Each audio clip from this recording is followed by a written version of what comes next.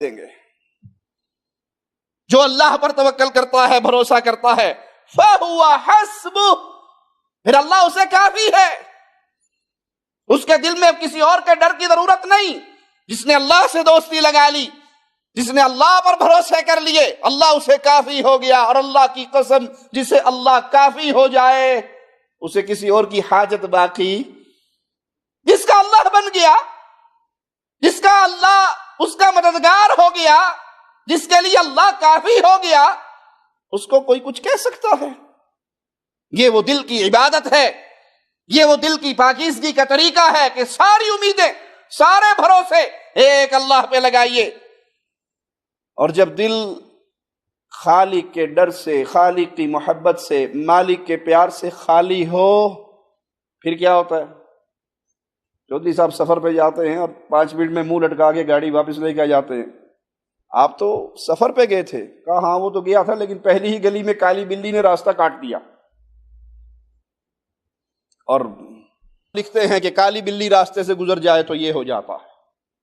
فلاں پیر صاحب لکھتے ہیں کہ کالی بلی، کالا کوا منڈیر پہ آ کے صبح صبح بولنے لگ جائے تو بس وہ دن، رات کو اگر الو کی چیخ آپ کے کان میں پڑ گئی تو وہ تو منحوسی آپ کے اوپر طاری ہوئی۔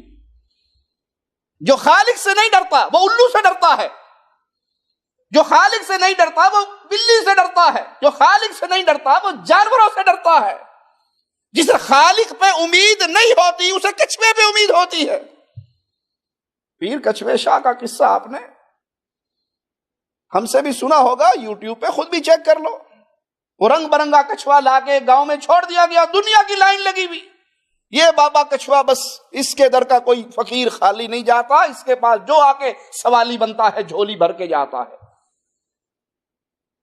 ذلت کیسے انسان کے مقدر میں ہو جاتی ہے کہ جس کی امیدیں اپنے رب سے ٹوٹتی ہیں وہ جانوروں پہ آ کے گرتی ہیں۔ اس لیے بھائیو، کسی کو چھیڑنا مقصود نہیں ہے، کسی پہ طنز کرنا مقصود نہیں ہے، اتنا حق تو ہمیں دو کہ رب سے ٹوٹے ہوئے کو رب کی وحدانیت، رب کے پیار، رب کی محبت کا راستہ تو دکھا دیں۔ جانوروں پہ امیدیں لگانے والوں، ان جانوروں کا رب بھی اللہ ہے، تمہارا رب بھی اللہ ہے۔ یہ وہ عظیم فائدہ ہے اللہ پر بھروسہ کرنے کا کہ انسان دنیا اور آخرت کی بھلائیوں کو پا لیتا ہے۔ اور اگر یہ نہیں تو لوگ ستاروں پہ نہیں یقین رکھتے۔ کتنے ہی کیس ہم نے دیکھے سنے، فلاں کی فلاں سے شادی ہوئی، مہینے بعد طلاق ہوگی۔ کیوں طلاق ہوئی؟ عجیب و بس غلطی ہو گئی، شادی کے وقت ہم دیکھ نہیں سکے، اس کا ستارہ اور تھا، میرا ستارہ اور تھا۔ یہ سنڈے میگزین کو آپ اٹھا کے دیکھ لیں، پورا ایک پیج نہیں چھپتا آپ کا یہ ہفتہ کیسے گزرے گا، آپ کی تاریخ پیدائش کیا ہے، اس کے مطابق آپ کا ستارہ فلاں ہے، اس کا فلاں ہے۔ یہ عام جملے زبان سے سنتے ہو، فلاں کا ستارہ گردش میں ہے، فلاں کے مقدر کا ستارہ گردش میں ہے۔ ارے تمہارا رب ستارہ ہے یا اللہ ہے؟ سیدنا علی رضی اللہ عنہ وارضا امیر المؤمنین خوارج کے ساتھ جنگ کرنے کے لیے نکلتے ہیں۔ ایک نجومی آتا ہے اور نجومی آ کر کہتا ہے ابھی آپ اس جنگ کے لیے آج سفر نہ کریں کیونکہ چاند برج اقرب میں چل رہا ہے اور میں نے ستاروں کا حساب لگایا ہے، آپ کو اس سفر میں شکست ہو سکتی ہے۔ قربان جاؤں سیدنا مولا علی پہ رضی اللہ عنہ وارضا، جنہوں نے توحید محمد الرسول اللہ سے سیکھی تھی صلی اللہ علیہ وسلم۔ اس نجومی سے کہتے ہیں تیرا ایمان ستاروں پہ ہوگا، میرا ایمان ستاروں کے پیدا کرنے والے رب پر ہے، اور اللہ کی قسم میں آج ہی سفر کروں گا، تیرے اٹکل پچو کی بنا پر میں اپنے سفر کو کینسل، میں ضرور سفر کروں گا۔ اور سفر پہ نکلے، مارکے کے لیے نکلے، اور اللہ نے اس میں ایسی برکت دی کہ خوارج کا صفایا ہو گیا۔ یہ ہے مومن کا کردار۔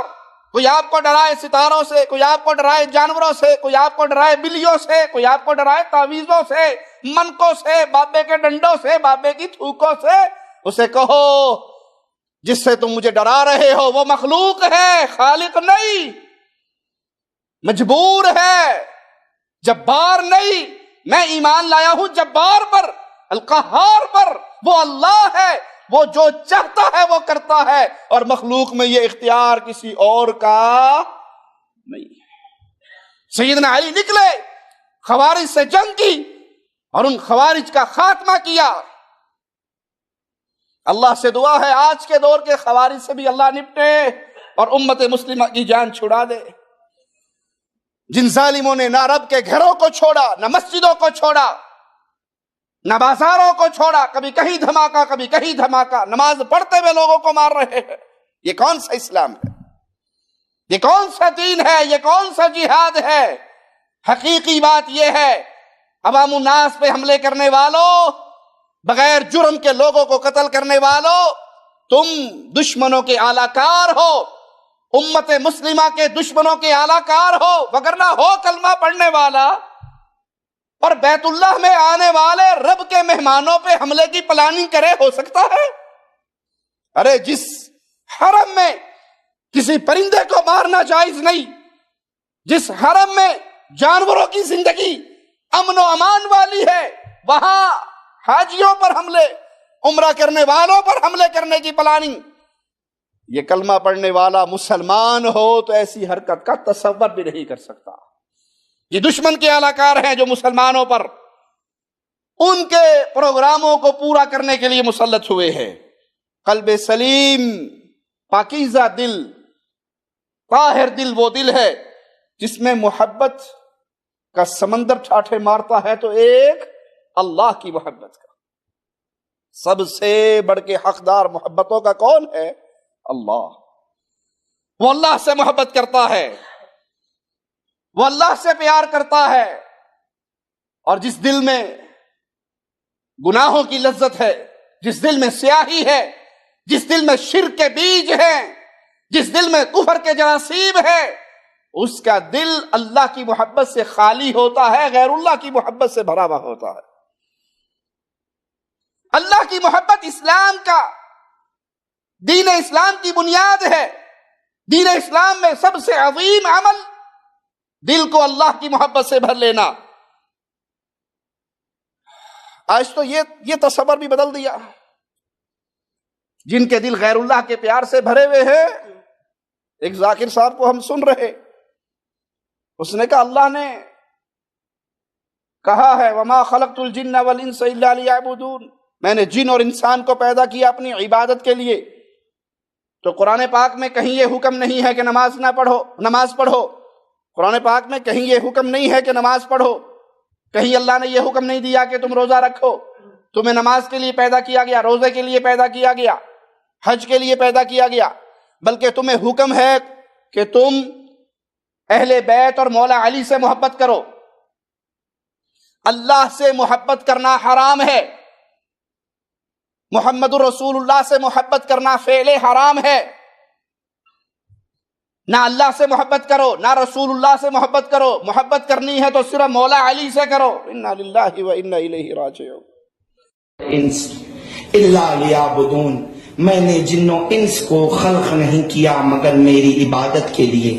سارا قرآن اٹھا لیں، قرآن میں خدا نے کبھی محمد سے یہ نہیں کہا میں تمہاری امت سے سوائے نماز کے کچھ نہیں چاہتا، میں تمہاری امت سے سوائے روزے کے کچھ نہیں چاہتا، میں تمہاری امت سے سوائے حج کے کچھ نہیں چاہتا۔ الہ خدا یہ بھی نہیں کہہ رہا ہے میں تمہاری امت سے سوائے لا الہ الا اللہ کے کچھ نہیں چاہتا، نہیں، خدا نے کہیں یہ نہیں کہا، بلکہ خدا کہا ہے قل لا اسألکم علیہ اجرا الا المودۃ فی القربى، اے میرے حبیب کہہ دو میں اجر میں کچھ نہیں چاہتا مگر یہ تمہارے اقربا کی مودت، تمہارے اقربا کی مودت۔ عجیب لوگ ہیں، خدا علی کی محبت مانگ رہا ہے، اللہ سے محبت کر رہے ہیں۔ کیا کہہ رہا ہوں حلالیو، عجیب لوگ ہیں، خدا علی کی محبت مانگ رہا ہے، محمد سے محبت کر رہے ہیں۔ نہ اللہ سے محبت کرو نہ محمد سے محبت کرو، جس کا مطالبہ تم سے ہے اس سے محبت کرو۔ اگر کوئی اللہ سے محبت کر رہا ہے تو فعل حرام ہے، بات کو بات میں اور وزن پیدا کر رہا ہوں. اگر کوئی اللہ سے محبت کر رہا ہے تو فعل حرام ہے. اگر کوئی محبت سے محبت کر رہا ہے تو فعل حرام ہے، کیونکہ خدا اس کا مطالبہ کر ہی نہیں سکتا جس کا ہم سے خدا نے مطالبہ نہیں کیا. انا للہ و انا الیہ راجعون. ان بیچاروں نے کبھی کلام الہی کو پڑھا ہو تو پھر پتہ لگے کہ عبادت کا معنی کیا ہے، عبادت کہتے کس کو ہے، نماز روزے حج زکوٰۃ کا اللہ کے ہاں مقام کیا ہے. اور یہ دعویٰ کہ اللہ نے علی کی محبت کے لیے انسانوں کو پیدا کیا اور جو اللہ سے محبت کرے وہ حرام کام کر رہا ہے. آئیے سورۃ توبہ کی اس آیت پہ غور کرتے ہیں. مولا مالک فرماتا ہے قل ان کان آباؤکم، اے نبی ان لوگوں سے کہو اگر تمہارے آباء و اجداد و ابناؤکم، تمہارے بیٹے، یاد کیجئے گا، انگلیوں پہ گنیے گا اللہ کن کن کو گنوا رہا ہے. تمہارے آباء و اجداد، تمہارے بیٹے، و اخوانکم، تمہارے بھائی، و ازواجکم، تمہاری بیویاں، تمہارے ازواج،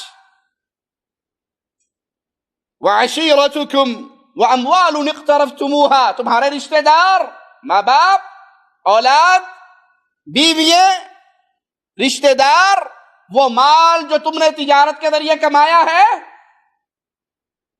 تخشون کسادها، تمہیں ڈر ہے کہ یہ مال میں گھاٹا نہ پڑ جائے.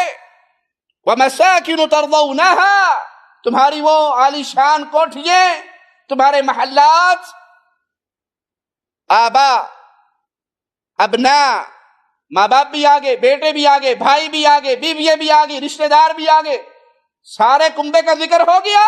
پھر مال، پھر تمہاری تجارتیں، تمہارے مساکن، تمہارے قصر، تمہاری کوٹھیاں، تمہارے محلات. احب الیکم من اللہ، اگر وہ تمہیں اللہ سے زیادہ پیارے ہیں، تمہاری ساری محبتوں کا حقدار اللہ ہے. اللہ کی محبت ماں باپ سے بڑھ کر، بیوی سے بڑھ کر، بچوں سے بڑھ کر، رشتہ داروں سے بڑھ کر، بھائیوں سے بڑھ کر، کاروبار سے بڑھ کر، دنیا سے بڑھ کر، ہر چیز سے بڑھ کر محبت کا حقدار اللہ ہے. پھر اس کے رسول ہے احب الیکم من اللہ ورسولہ. ظالموں تم کہتے ہو جو اللہ سے محبت کرے وہ فعل حرام ہے. یہاں اللہ حکم دے رہا ہے، اعلان کروا رہا ہے اپنے پیارے حبیب سے، اے نبی ان کو سناؤ اگر تمہیں اللہ سے بڑھ کر محبت دنیا کی کسی چیز سے ہے، رسول اللہ سے بڑھ کر محبت دنیا کی کسی چیز سے ہے، وَجِهَادٍ فِي سَبِيلِهِ، اور اللہ کے لیے جہاد فی سبیل اللہ سے بڑھ کر محبت دنیا کی کسی اور چیز سے ہے، فَتَرَبَّصُوا حَتَّى يَأْتِيَ اللَّهُ بِأَمْرِهِ، پھر انتظار کرو تم پر اللہ کے عذاب کا درہ کب برسے گا. اللہ کی محبت وہ عظیم نعمت ہے جس کے مقابلے پہ کسی محبت کو جگہ نہیں مل سکتی. واللہ لا یہدی القوم الفاسقین، اللہ فاسق قوم کو کبھی ہدایت نہیں دیا کرتا.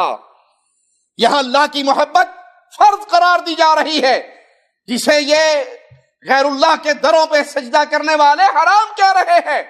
رسول اللہ کی محبت کی فرضیت بیان ہو رہی ہے جسے یہ ظالم حرام کہہ رہے ہیں.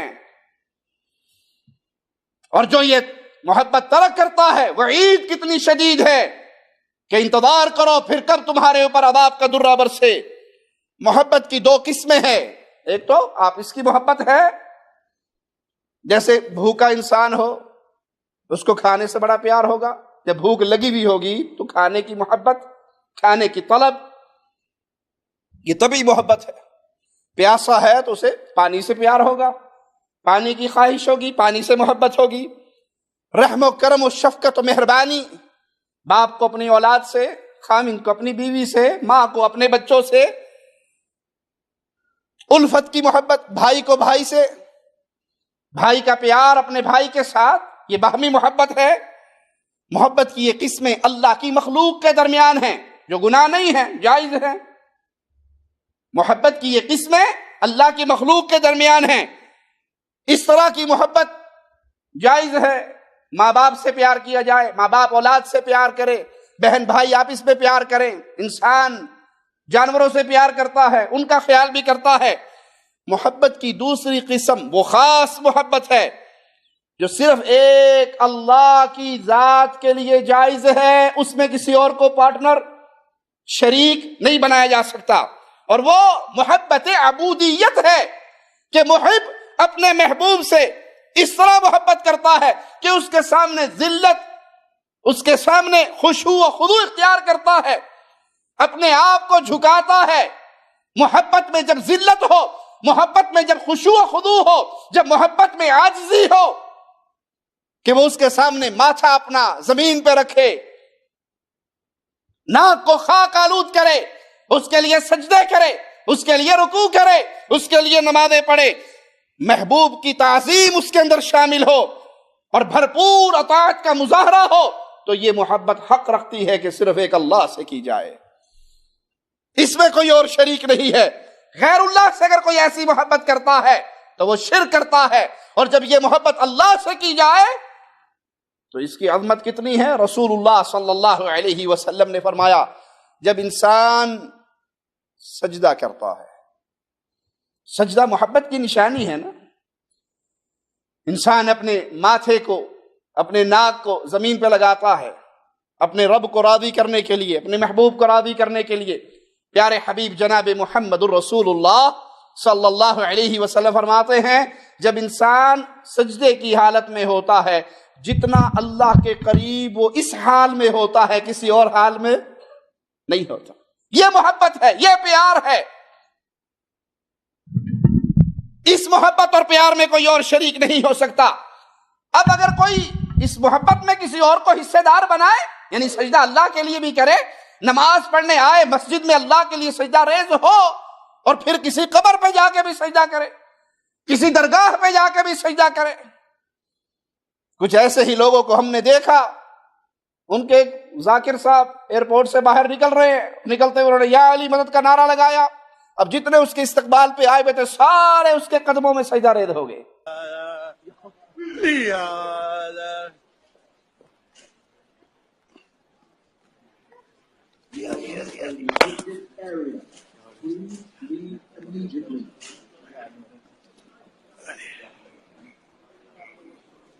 You are in a restricted area. Please leave immediately.